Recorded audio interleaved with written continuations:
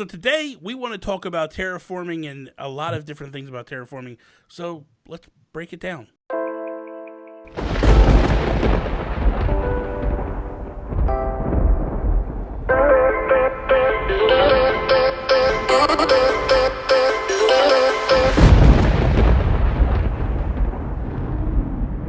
What is up, everybody? Bobby here, the Nintendo Guru. Today, I'm joined by a good friend of mine, Pat, over at NintenTalk.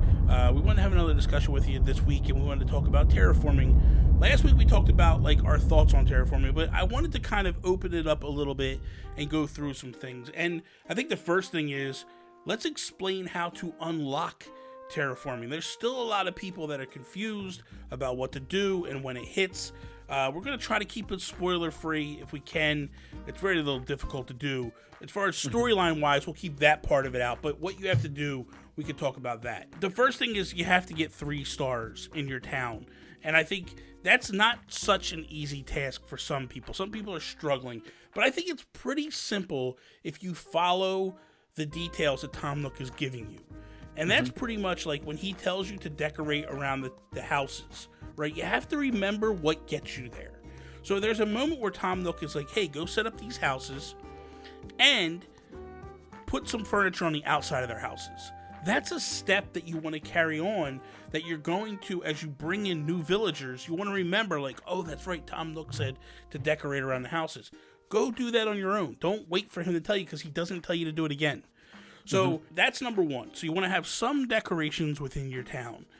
Number 2 is you have to have some bridges in your town. You also have to have some inclines in your town. You want to open it up a little bit to be able to free flow and do what you want to do. The third thing you want to do is you want to have, you bring in 2, 3, 5, so you want to have anywhere from 7 to 10 villagers. If you have 7 to 10 villagers, so if you have 7 to 10 villagers, you have enough bridges, you have enough inclines, and you have enough decorations, you will then get a 3-star town, which will then unlock your KK slider, which then unlocks terraforming. Pat, was this difficult for you to do? Did you have a hard time getting this? No, I think I naturally got it, because the easiest way to get 3 stars, I was looking it up, was just to have villagers move in. And just there comes to a point where you're going to Tom Nook and you're saying, what should I do? And you're buying these new plots of land without even any villagers in mind for 10,000 bells, I believe it is. So you can buy 3 of those. And that's really what puts it over the edge. You put those 3 plots of land out, and then you can go to the mystery islands or scan in amiibos and have people move in. That's the easiest way that I know of to get the 3 stars. It's not that difficult, but I do know a few people that struggled with it. And I think it's just a matter of taking your time. Now, this is what I want to get into a little bit. And what do people do once terraforming unlocks? And I think it can be a little daunting. I think you start with the easiest thing. And that's what I was trying to tell somebody the other day. Just start with paths. The key is you have to buy all the items anyway.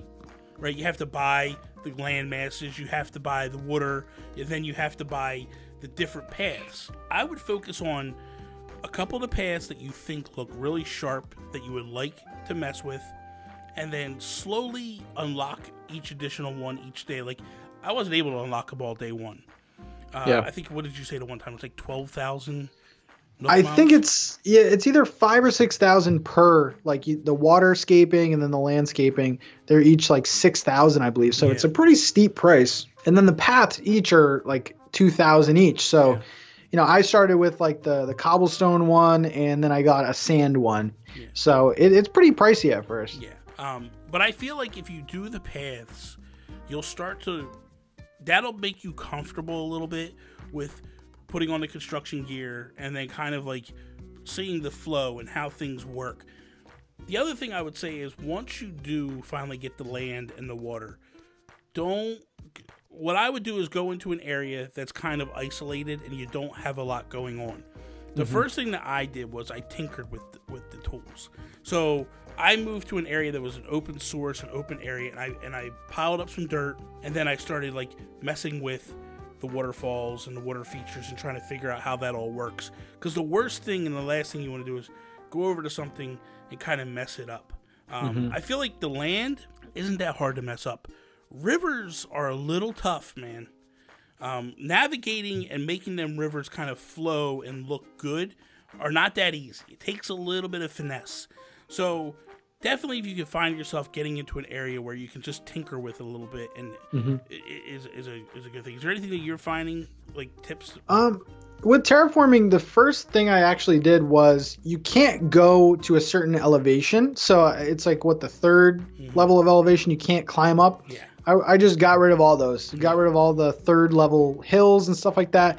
The back right of my island was all like waterfalls and cliffs, and I literally made that entire area flat. And it was the best decision. My island right now, I don't need a ladder. I don't need pole vault to get around. So that was my main goal. So you can literally make your entire island flat. I mean, it's not going to look great, but just have fun with it. The rivers, though, I will agree, are the most challenging to make it look natural, because you don't want like right angles and stuff. You want like diagonals, and so it's a lot to get used to. It's definitely opens the game up, though. The other thing that I would say is, like, as you're setting your town up, you want to think in your mind's eye too. Try if you're somebody that's really meticulous about your paths and all that stuff, and you want your paths to match up and line up, try to look at your bridges and don't put them on angles, because you cannot get your paths to match up, which makes no sense to me whatsoever. You would think that they would have figured that out and been like, okay, we're going to make this work. So when you're on an angle, you can't get your paths to work. So what I've actually gone back in is I've started destroying my bridges that I did on an angle and just making them either horizontal or vertical, and then just lining the paths right up to those, because that works perfectly. Another thing is that I would just say to just take your time with what you're doing and think about what you're doing. It does kind of like, it doesn't allow you to mess anything up too major. Like if there is an example, if there's a flower up above, my biggest fear was like, oh, what if I hit the wrong spot and I destroy a flower? It won't let you hit them areas. Yeah. So you're kind of okay with what you're doing. One other thing too that people aren't realizing, I think, is you don't necessarily have to build a bridge altogether. It actually gives you the whereabouts to just do a path right across the water. Yep. You can literally just build a little path right across. Don't get me wrong. Bridges are awesome. They look really cool because they're all fancy. But let's be honest, you can design your own. You could put fences up along the path, and then on both sides of it, and have these fancy looking bridges. Like, it's actually really, really cool what you can do. Yeah. Or if you order a bridge and you're waiting for, the funds or waiting for it to be built, you can just build, like what Bobby was saying, like a land path, so that area is not annoying to get around while the bridge is being built. Yeah. So. And I think the thing too is, if you're using walls, you can actually build bridges that are better than better might be a bad word. Cooler looking, I think. Yeah. Because some of them walls are really sharp looking. So if you can use some of them walls that you can't necessarily use with the bridges, it'd be kind of cool. What's the coolest thing you made with terraforming? I mean, dude, my museum area is the best. I did like a whole, in mine, I did a whole area, like a shopping area. So in my mind, when I started, probably like a month before this game launched, I started to think, like, what do I want to do? And the one thing that I loved about New Leaf was I loved that the city was up above. So I thought to myself, man, I want to make the city up above again. I want to make it up against the back wall, the top wall, and I want to put the museum, Able Sisters, and the Nook Center up there. But what I did was I actually built those three up to as top as you could go, right? And then I did ramps, inclines going up, and like with the staircases, and I have a bridge going across a waterfall, and I have waterfalls on each side of the museum. Like, my museum area is, to me, amazing. Like, I could just sit up there all day and just hear the waterfall and like watch everything. I have like little seating areas where you could just kind of chill out on a bench and watch the waterfalls. So that's probably the coolest thing. That's awesome. There's a lot you can do with it. I mean, What about you? I'd have to say just the baseball field that I made, that top right corner of my island was totally unusable. I just made it all flat, made a baseball field with the paths. I used the dirt paths, and it took a while to get everything like symmetrical and stuff because you're working on a grid, but I think it worked out. one thing I want people to keep in mind, okay? There's a couple things you don't want to eliminate when you're doing this. You don't want to eliminate waterfalls. You don't want to eliminate ponds. If you eliminate waterfalls, you eliminate ponds, you're going to limit the fish you can catch later on. You have to keep that in the back of your mind, that you have to have these things, because there are certain things that only swim and spawn in a pond or at the bottom of a waterfall, in the rivers, so to speak. So you want to keep that in mind. Don't destroy your land to the point where you just make it all completely flat and you just have a river running through. If you do, you're going to hurt yourself. If you are collecting and you may not care, and that's fine. It is what it is.